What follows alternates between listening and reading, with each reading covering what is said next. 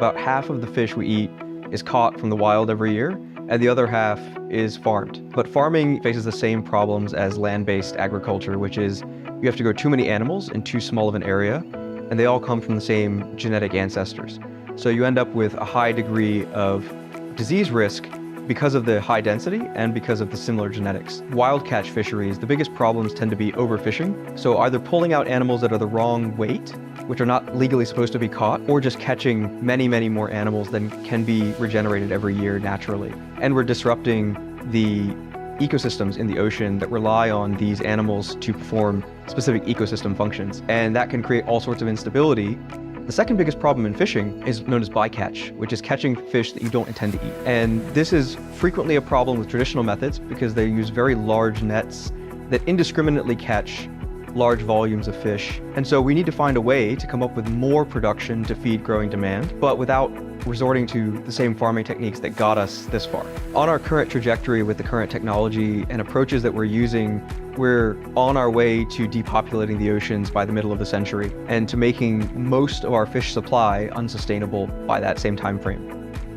I spent about 3.5 years working at a venture studio helping to build companies out of universities in the US. And one of the core areas of focus for me was biotech related to fish farming, to aquaculture. And realized, I think in that moment, actually seeing it firsthand, how much work we had to do to make fish farming sustainable for the long term.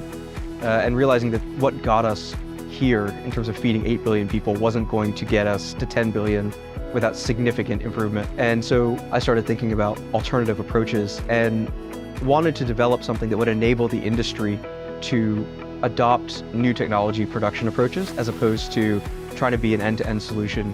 And so the idea of Umami Meats began as a company to produce technology that would enable industry to create a third way beyond just fishing and farming.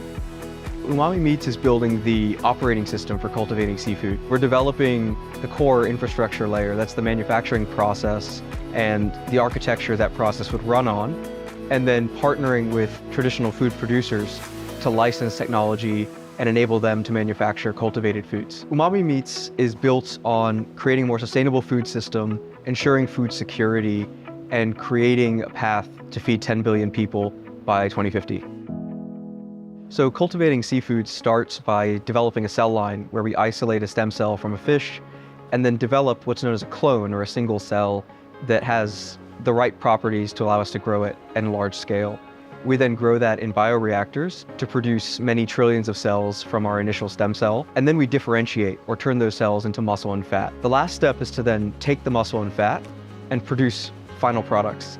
And that can be done as 100% cultivated with just the muscle and the fat cells, or it can be done as a hybrid product, including plant proteins and other components, to make a product that can maybe be more scalable or more affordable for the mass market. At Umami Meats, we are focusing just on fish, and the species that we work on the most is actually Japanese eel. Reason being that Japanese eel is actually critically endangered, and because there's no system that can farm them effectively and also cheaply, and second, because of the price point is actually very high. So it's easier for us to reach price parity. On top of Japanese eel, we are also focusing on snappers as well as tuna as well.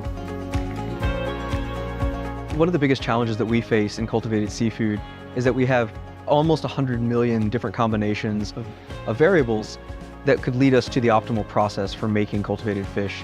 And this is made worse for fish because we know less about them than we do about mammals, and we can't take as much information from human therapeutics work that's been done for decades. So we have to figure out the right combination of cell, feed, media, as well as then the process conditions to grow these cells to make cultivated fish that taste good, is affordable, and can be scaled. And so we use machine learning from the very beginning to gather data on all of these parameters, everything from what we're feeding the cells, what genes they're expressing, and how the products taste.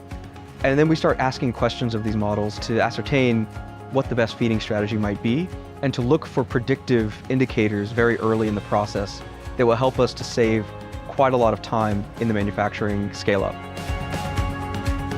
So we're still in the early stages of development and bringing products to market, but we've already started to engage many of the players in the traditional supply chain, everybody from companies that are running fishing fleets to end product producers and distributors and restaurants.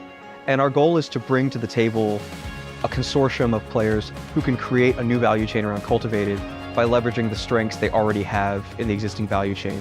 One of the key ideas behind our business model is that we want to be a technology hub at the center of an ecosystem of partners that make this possible to produce Cultivated at scale and get it to customers around the world. So to do that, we've sought out partners upstream of us to help us secure supply for critical components, manufacturing partners in the middle, as well as downstream with traditional food manufacturers. Recently, I attended one of the conferences in Malaysia, and the organizer of the conference actually gave a very interesting analogy. So he said that, last time when freezers was first invented, people used to call ice as artificial ice, but now people just call them ice. And I think same thing for cultivated meat as well. Now people call it cultivated meat or fake meat or lab-grown meat. But in the future, we are just going to call it just meat. So over the coming decades, we're approaching a cliff and a point of no return for being able to salvage our oceans and our ecosystems that we rely upon to produce our food.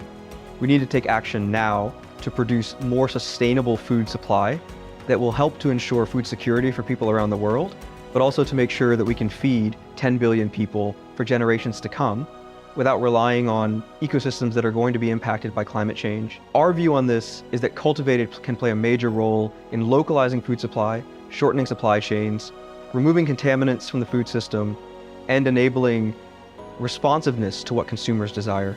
So we can create what people want, where they want it, and when they want it.